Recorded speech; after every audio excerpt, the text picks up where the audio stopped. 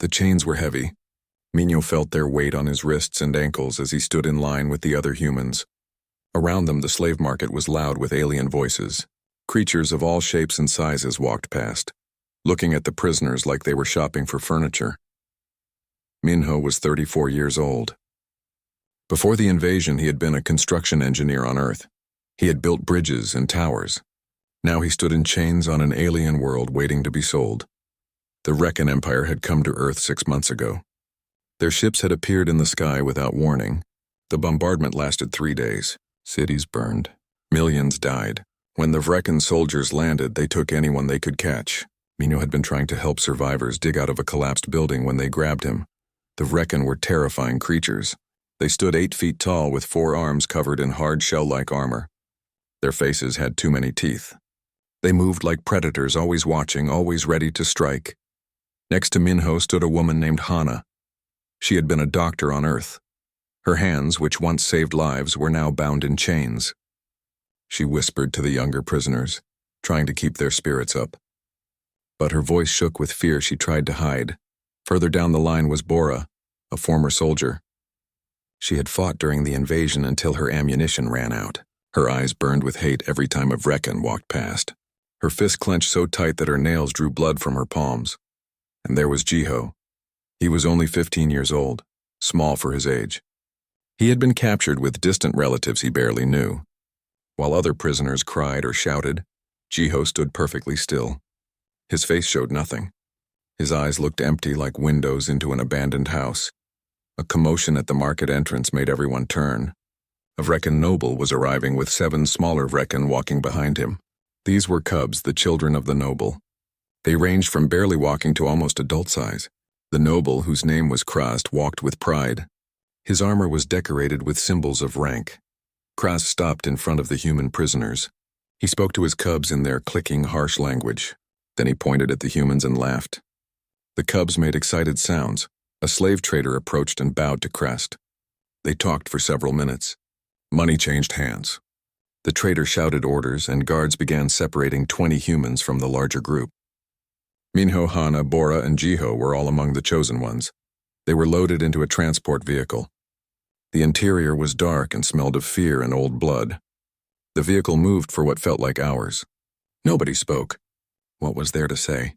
When the doors opened again, they were at a huge estate. Buildings stretched in all directions, surrounded by high walls. Guards with weapons stood everywhere. The humans were pulled out roughly and dragged toward a central courtyard. The courtyard was circular like an arena. Stone seating rose up on all sides. In the center stood a single post with chains attached. The 7 cubs were led to the best seats. They bounced with excitement, making noises like eager animals before feeding time. Krast stood in the center of the arena. He looked at the human prisoners lined up along one wall. His eyes moved from face to face, choosing. When his gaze landed on Minho, it stopped. Perhaps he saw the defiance still burning there. Perhaps he just picked randomly. Either way, he pointed one of his 4 arms at Minho. Guards grabbed Minho. He tried to resist, but there were too many of them and they were too strong. They dragged him to the post and chained his wrists high above his head. His shirt was torn away, leaving his back bare. Krast began speaking to his cubs. His voice was loud, proud. Though the humans could not understand the words, the meaning was clear. This was a lesson. This was teaching.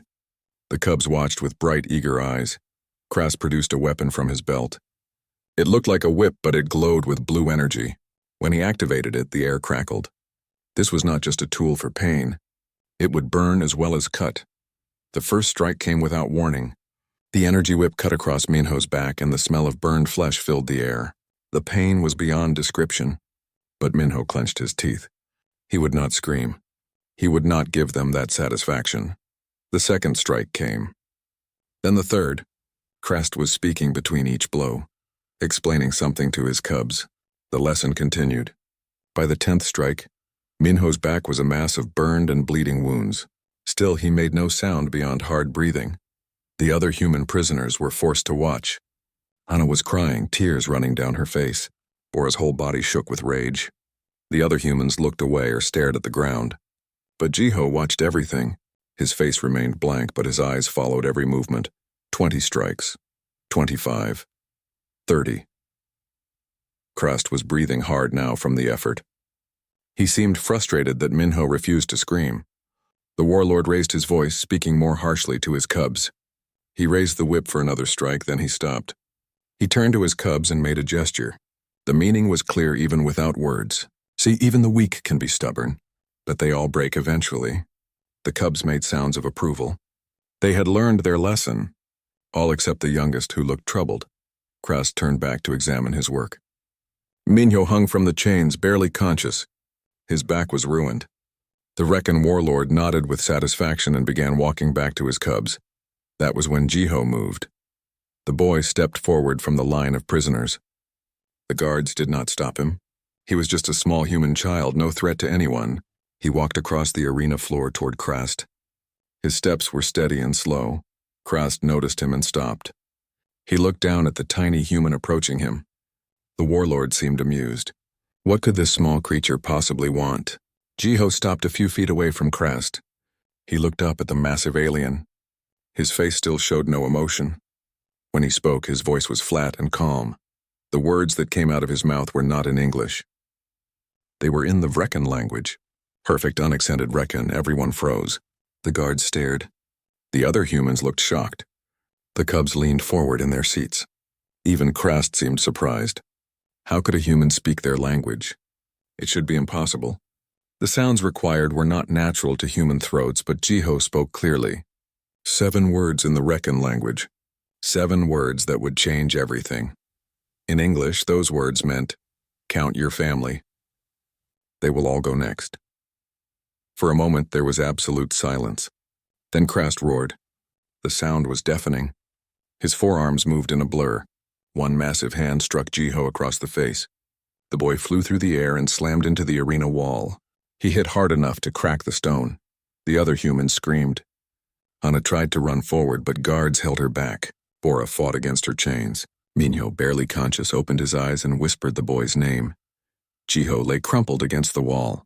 Blood ran from his nose and mouth. Slowly, impossibly, he pushed himself up. He got to his hands and knees. Then he stood. His legs shook, but he stood. And he looked at Crust with those same empty eyes, the same blank face, as if nothing had happened. Crust took a step forward, raising the energy whip. He would kill this insolent creature. But then his eldest cub spoke. The young Vrekan, almost adult-sized, made a sound that caused Crust to pause. The cub was intrigued rather than frightened. How did this prey creature speak their language? This was worth investigating. Crust looked between his cub and the bleeding human boy. To kill Jiho now would look like fear. It would undermine the lesson he had just taught. So instead he made a decision. He ordered the guards to take Jiho to a special cell. This one would be studied further. As guards dragged Jiho away, the boy's eyes met Minho's for just a moment. And in that moment, despite his blank expression, something passed between them. A message without words. This was only the beginning. Guards dragged Jiho through the long corridors of the estate. His feet barely touched the ground. Blood from his broken nose dripped onto the polished floor. Behind him, he could still hear the sounds of the arena. The other humans were being taken to the slave quarters. Minho was being carried to the medical pens. They threw Jiho into a small cell. The door slammed shut with a heavy sound that echoed in the silence. He lay on the cold floor for a long moment, not moving. Then slowly he sat up and touched his face. His nose was definitely broken. His jaw might be too. It did not matter. He had felt worse pain before. In the medical pens, Hana worked desperately to save Minho. The Vrekan gave their slaves minimal medical supplies, just enough to keep them alive for work. Minho's back was a disaster of burned and torn flesh. Hana cleaned the wounds as best she could with the little she had. Bora stood nearby, her hands still shaking with rage. She watched Hana work for a few minutes, then pulled her aside to the corner of the room where others could not hear. "Did you teach any of the children their language?" Bora whispered. Hana shook her head, confused. "No," she replied. "I do not even know their language." "How could I teach it?" Bora looked back at Minho's unconscious form. Then how did that boy speak it? And where did he learn to speak it so perfectly? Nobody had an answer. Hours passed. Night fell on the estate.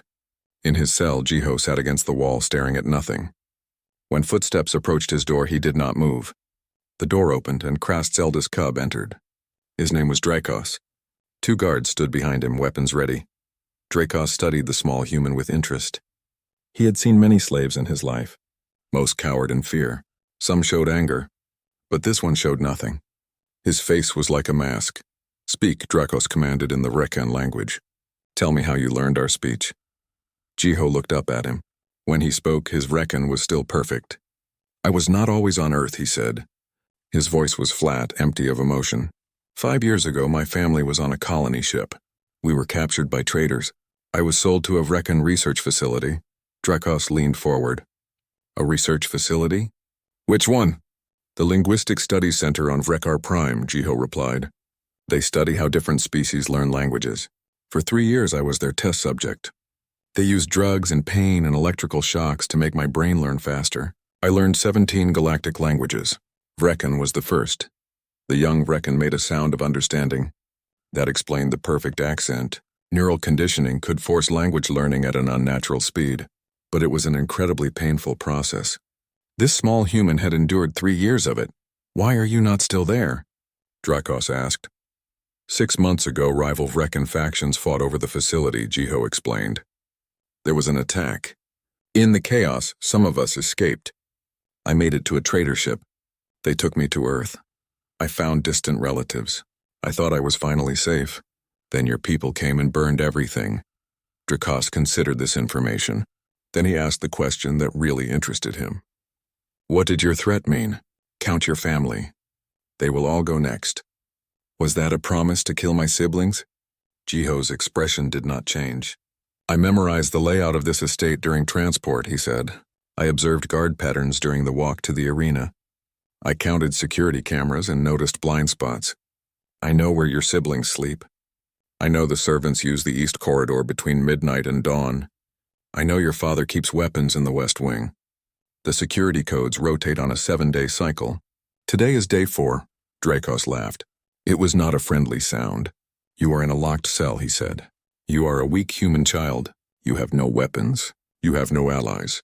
How exactly do you plan to threaten anyone?" Jiho finally showed the smallest hint of emotion. His lips moved slightly, almost a smile, but with no warmth in it. "Humans do not need much," he said quietly. "We are good at being patient. We are good at learning. We are good at remembering. And we never ever forgive." The young Vrekan stared at the human boy for a long moment. Then he turned and left the cell without another word. The door locked behind him.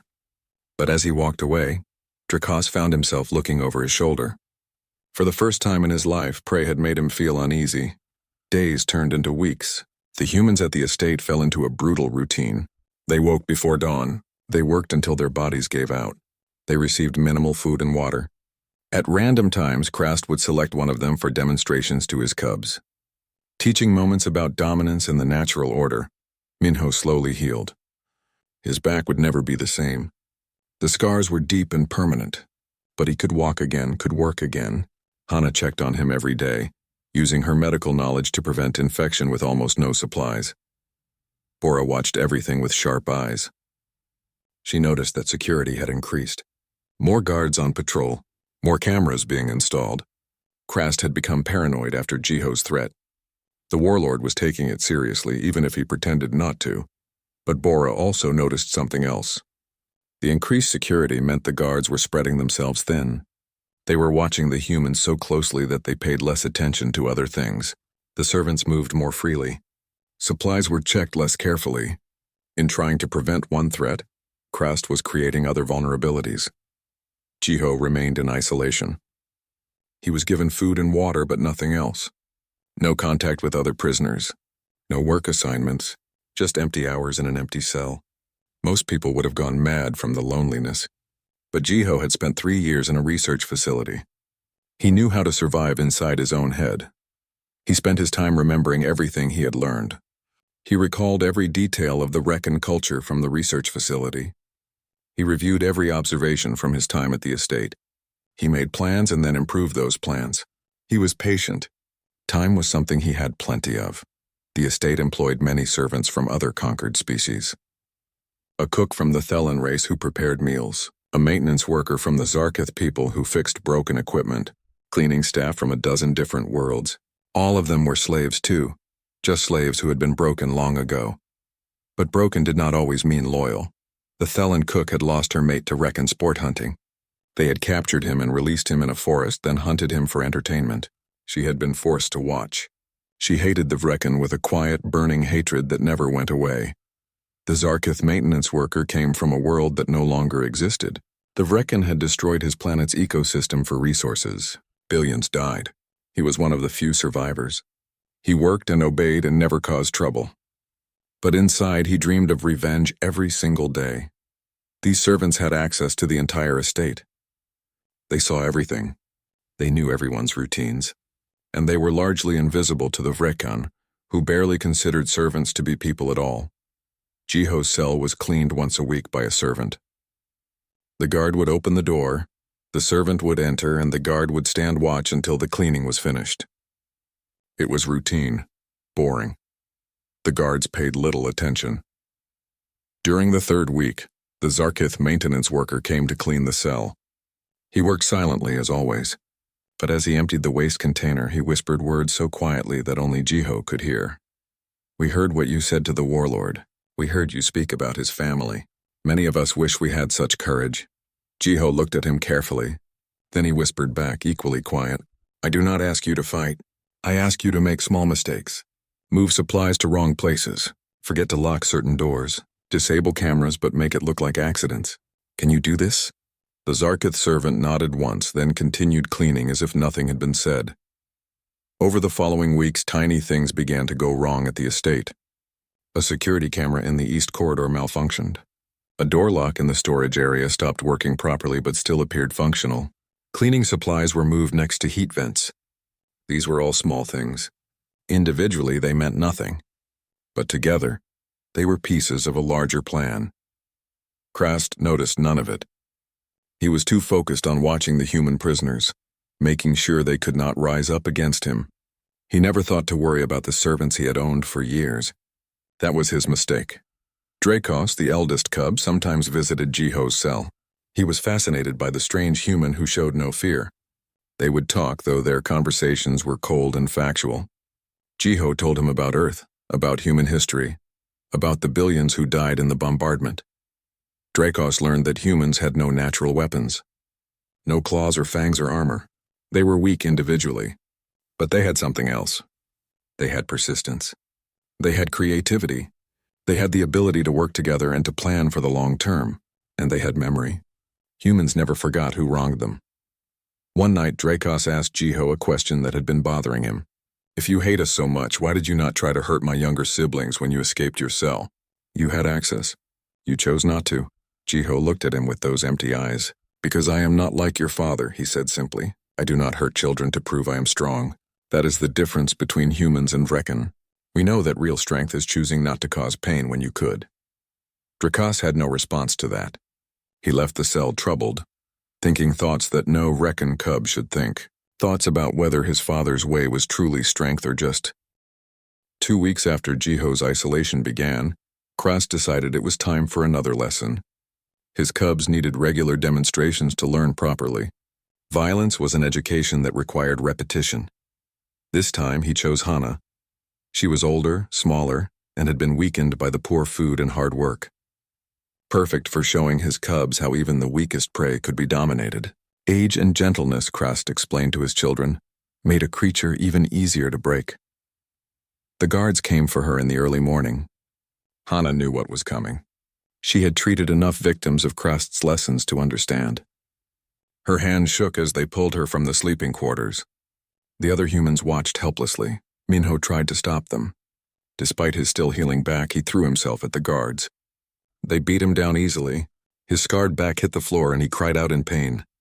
Bora screamed and fought against the guards holding her, but there were too many guards and they were too strong.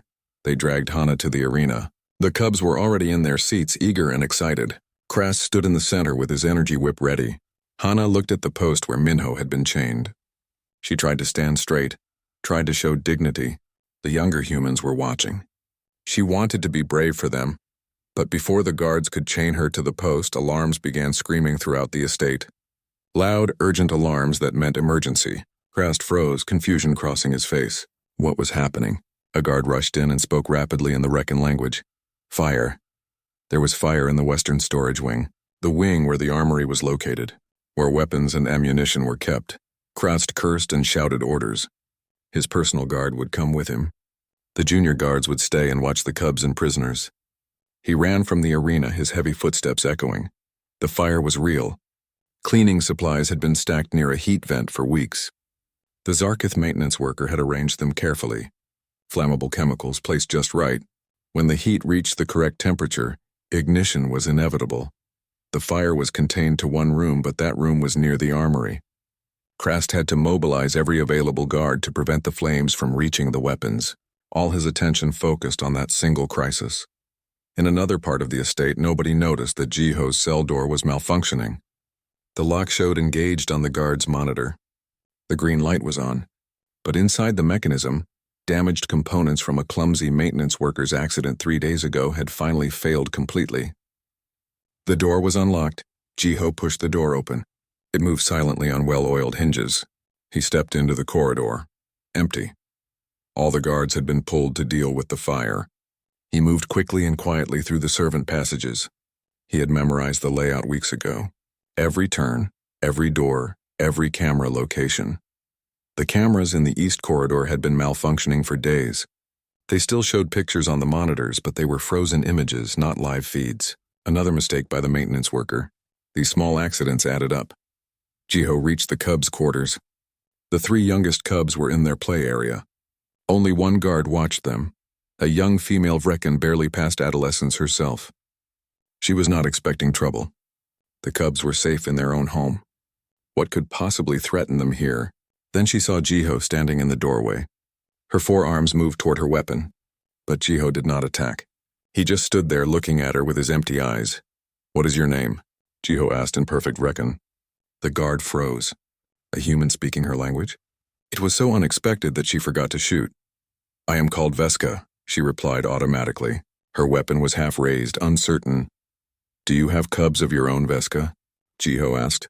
His voice was calm, conversational. She hesitated. "Yes," she admitted. "One. He serves in the military." Why did she answer? Why was she talking to this escaped prisoner? "I had a brother," Jiho said. His voice stayed flat and emotionless. "He was younger than me. We were on a colony ship together. When the Vrekan came to Earth, they bombed the city where we lived. My brother died in the fire. He was 12 years old." The cubs behind Veska were silent, watching this strange interaction. The smallest one looked frightened. "I could hurt these cubs," Jiho continued. His eyes moved to the young Vrekan children. "I could do to them what your people did to my brother. To my family. To billions of humans. I could make you watch. I could teach them about pain and fear like Krast teaches his lessons." Veska's weapon was now pointed directly at Jiho. But she was shaking. She did not understand what was happening. Why was he just talking? Why had he not attacked? "But I will not hurt them," Jiho said. "Because if I become like you, like Krast, like the Recon Empire, then you have won. You will have turned me into a monster. And I refuse to let you win." He took a step back toward the door. "I need you to remember something, Veska. Remember that you had a choice. You could have treated your slaves with mercy. Krast could have chosen not to torture us. Your empire could have left Earth alone. But you all made choices. And I had a choice too. I chose to be different. Remember that when your people finally face real consequences." At that moment, new alarms began blaring. Someone had discovered Jiho's empty cell.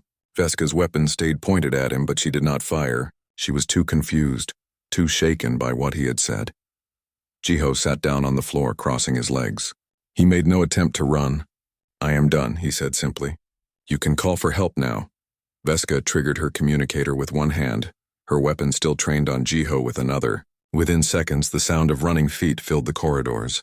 Guards burst into the room, weapons ready, expecting a hostage situation or violence. They found Jiho sitting peacefully on the floor. The cubs were unharmed and unhurt. Veska stood there, still shaking, unable to explain what had just happened. The situation made no sense. Krast arrived moments later, his armor still smoking from the fire. He saw Jiho, saw his cubs unharmed, and rage filled his face. He had expected an attack. He had expected to find his children in danger. Instead, he found a situation that made him look paranoid and foolish. The warlord's forearms trembled with fury. He drew his energy whip and activated it. "Kill this creature," he ordered. "Execute it immediately." No more study, no more chances, but then Dracos stepped forward. "Father, wait," the eldest cub said. Speaking up against his father was a serious act. Krast turned to him, surprised. "This human is more dangerous than we thought," Dracos continued carefully. "He escaped high security. He navigated our entire estate. He reached our cubs. But he chose not to harm them. We need to understand this behavior. We need to study him further." It was a weak excuse, and everyone in the room knew it. But Dracos had given his father away to avoid looking afraid. To execute a child out of fear would make Krast appear weak to his other cubs. But to send Jiho away for study sounded rational and strong. Krast's jaw worked as he considered. Finally, he made his decision. "This human is too dangerous for our estate," he declared. "If he is truly worth studying, let the military handle him. Transfer him to the research installation immediately. If he is so clever, let the interrogators break him." Guards grabbed Jiho and pulled him to his feet. As they dragged him toward the door, he passed by a window. For just a moment, he looked out and down. Below, he could see the human prisoners being herded back to their quarters. Minho was among them, supported by Bora. Their eyes met through the window. Minho's face showed questions, concern, fear for the boy. But Jiho's blank expression did not change. He gave the smallest nod, so small that only someone watching carefully would see it. Minho understood. This had been the plan all along. Jiho needed to be transferred off the estate, because what was coming next would be worse, much worse, and the humans left behind needed to survive it. Within an hour, Jiho was loaded into a transport vehicle. The military research installation was 300 miles away. He would be someone else's problem now. Krast watched the vehicle leave with relief. The strange, unsettling human child was gone. But as the transport disappeared into the distance, Dracos stood on the estate walls and wondered. The human had escaped a locked cell, had navigated past all their security, had reached the cubs, could have armed himself from multiple locations, could have caused massive damage, but he had chosen to do none of those things. He had made a point instead. What kind of creature did that? What kind of species raised children who could be so calculating, so controlled, so terrifying in their restraint? Dracos looked up at the stars. Somewhere out there were billions more humans. If one small human child could cause this much disruption, what could billions do? For the first time in his life, the young Vrekin felt something his species rarely experienced. He felt afraid. The military research installation was nothing like Krast's estate. It was a massive complex built into a mountain, designed to hold dangerous prisoners from across the galaxy. Over 3,000 beings were kept there, 17 different species, all of them considered too valuable or too dangerous to simply execute. When Jiho arrived, he was processed like all new prisoners. They scanned him, cataloged him, and threw him into a holding cell. The cell was larger than his isolation room at the estate, but it held 3 other prisoners. One was a large creature with gray skin and too many eyes. The others were human. The humans looked at Jiho with surprise. A child. They had not seen a human child in months. Most of the young ones had died during the invasion or shortly after from disease and starvation. That this small boy had survived was remarkable. One of the humans was a man in his 40s with military bearing despite the prison clothing.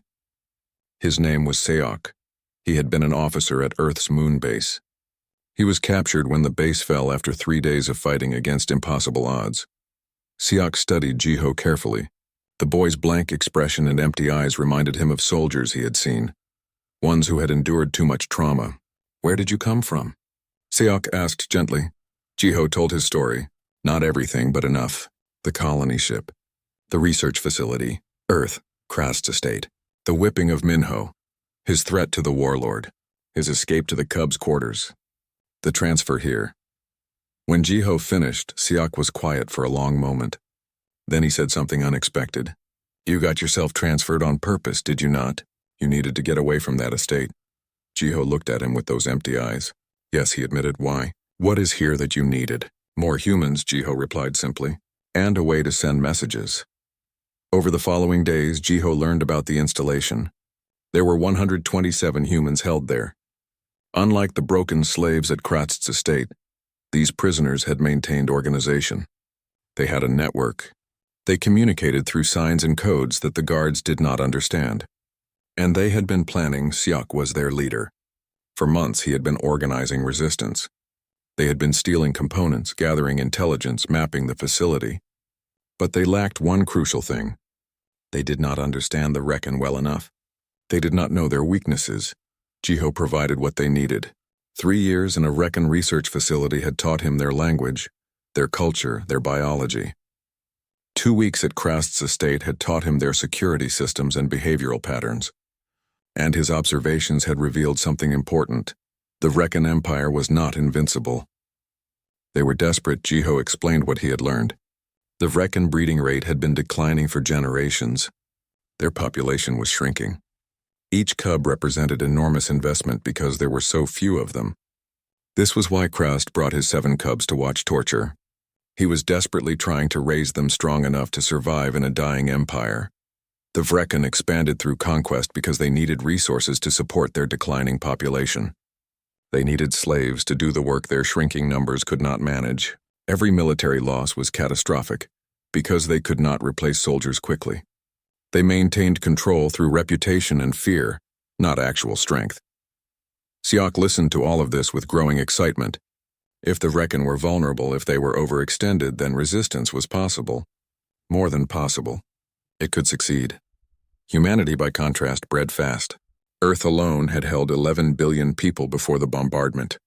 The Vrecken had killed perhaps 4 billion, but that left 7 billion on Earth and 2 billion more across the colony worlds. Humans could replace losses. The Vrecken could not. For months, Syok and his network had been building something in secret. Using stolen components and smuggled materials, they had assembled pieces of a subspace transmitter. It was crude and incomplete, but with Jiho's knowledge of security patterns and guard rotations, they could finish it. It took 3 weeks of careful work. Prisoners working in maintenance would steal components. Others would hide them. Bit by bit, the transmitter came together in a forgotten storage room that Jiho had identified as having blind spots in camera coverage. When it was ready, they powered it up for one brief burst. Just long enough to send a message to every human settlement they could reach. Every colony, every hidden group, every scattered survivor. The message was simple. The Vrecken are vulnerable. They are few and we are many. They cannot replace losses and we can. Fight back! We are sending you everything we know. Attached to the message was everything. Vrecken biology, their tactics, their weaknesses, gate codes that Jiho had memorized, fleet movement patterns, supply line routes, and most importantly, the locations of breeding worlds, the planets where Vrecken cubs were raised, the most heavily defended and precious assets in their empire. The transmission was detected within minutes. Alarms screamed throughout the installation. Guards flooded the corridors. They found the storage room and the transmitter. They found the prisoners who had built it. Syok and 15 others were dragged away for interrogation, but it was too late. The message was out. Across dozens of star systems, humans received it. They began to plan. They began to organize. They began to fight back. 3 months after the message was sent, the first human counterattack struck a Vrecken supply depot. It was not a military fleet. Humanity's actual military had been destroyed in the invasion.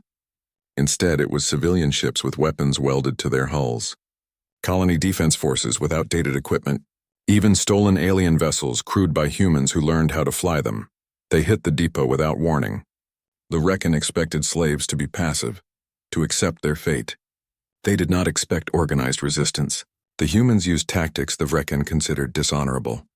Ambushes, false surrenders, targeting supply lines instead of military targets. They fought to win, not to look strong.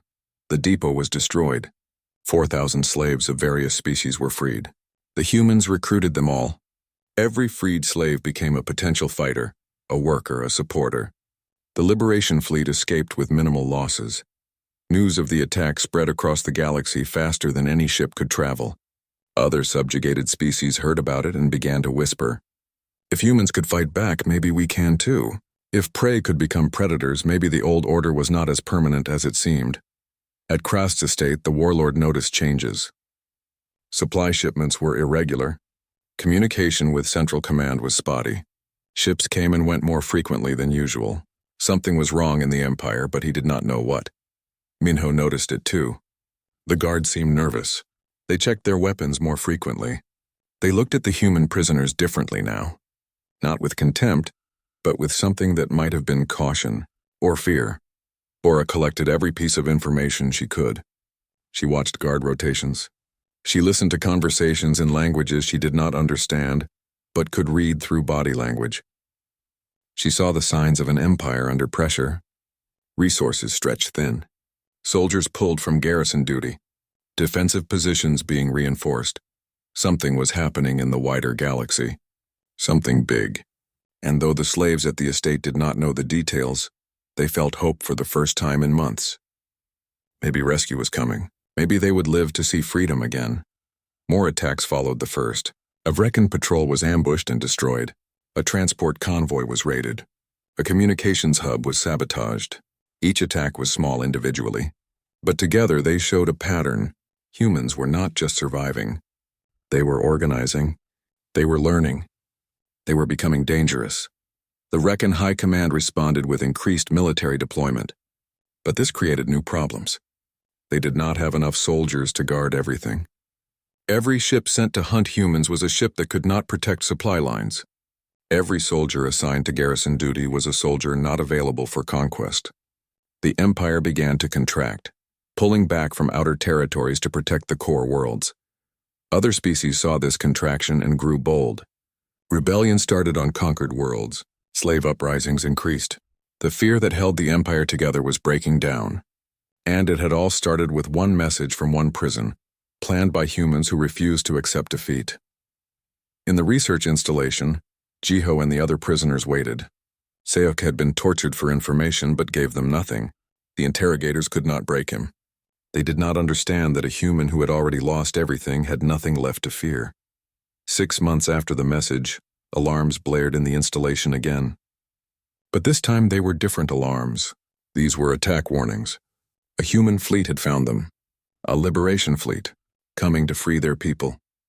The battle was brief but intense. The installation's guards fought hard, but they were outnumbered and outmaneuvered.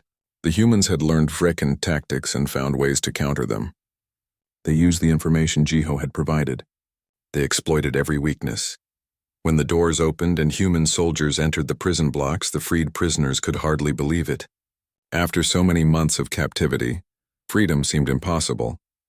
But here it was, real and solid and armed with weapons. Jiho walked out of his cell into the corridor. A soldier offered him a hand. "Come on, kid," the soldier said. "Time to go home." But Jiho did not move toward the 6 months after Jiho's warning to Crust, a human liberation fleet entered orbit around the Vrekan homeworld. They could not take the entire planet. The defenses were too strong, but they did not need to take the planet. They just needed to hit one specific target. Krast's estate had been marked in the intelligence package that went out with the message. It was strategic because it housed a communications hub. It was symbolic because Krast had publicly tortured humans. And it was personal because 19 humans were still enslaved there. The assault force had been training for this specific mission for months.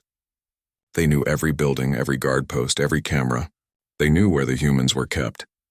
They knew where Krast slept. They knew everything because Jiho had told them. The attack came at dawn. Atmospheric fighters disabled the estate's air defenses first. Then dropships landed in 3 different locations simultaneously. Human soldiers poured out, moving with practiced efficiency. They knew exactly where to go. The Vrekan guards fought fiercely. They were not cowards, but they had been trained to fight other armies, not humans who ignored all rules of honorable combat. The humans used smoke grenades, flashbangs, and coordinated ambushes. They exploited the vulnerabilities Jiho had identified. They moved through the estate like they owned it. In the slave quarters, Minho and the other humans heard explosions and weapons fire. They had been locked in their sleeping room as usual. The guards had not come to let them out for work. Instead, more guards had arrived to stand watch. Something was happening. Then the door exploded inward. A human soldier stood in the doorway, weapon raised. For a moment, nobody moved. The imprisoned humans stared at the soldier. A free human, someone who was not a slave. It seemed impossible. "Time to go home," the soldier said simply. He gestured toward the corridor. "Move quickly. We do not have much time." Hana started crying. Bora laughed out loud, a sound of pure relief and joy. Mino touched his scarred back and then followed the soldier toward freedom. All 19 humans filed out into the corridor. More soldiers were waiting to guide them to the extraction point. Deeper in the estate, Krast made his last stand in the central hall. His personal guards surrounded him. His 7 cubs huddled behind their father, terrified by the sounds of battle. The estate was burning. Guards were dying. Everything was falling apart. The human commander entered the hall with a squad of soldiers. Their weapons were aimed but not firing yet. The commander spoke in the Reckon language. "Surrender," he said. "Lay down your weapons. Your cubs will be spared. They will be taken to a neutral species as refugees. This does not have to end with more death." Krast roared his refusal. Surrender to prey? To creatures he had whipped and enslaved? It was unthinkable. Better to die fighting than to suffer such shame. He raised his energy whip and prepared to attack. Then footsteps echoed from the back of the hall. Everyone turned. Jiho walked in through a side entrance. He wore a simple uniform but carried no weapons. His face still had that blank expression. His eyes still looked empty. He walked calmly across the burning battlefield. Krast saw him and something like bitter laughter escaped.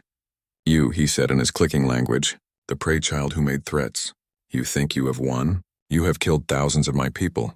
You have brought war to our homeworld. You are proving you are just as savage as we are." Jiho stopped 10 feet away from the warlord. His voice was calm when he spoke. "No," he said. "We proved we are not prey. We proved we can fight back. But we are not savage. We offered surrender. We offered mercy to your cubs. You chose war. You chose this. You had chances to change and you refused them all." He looked at the 7 cubs cowering behind their father. "Count your family, Krast. 7 cubs. You made me watch while you tortured my friend. You told your children that mercy was weakness. That we were just prey to be broken." Krast tensed, ready to lunge at Jiho. But the boy continued speaking. "I told you they would all go next. But not to death.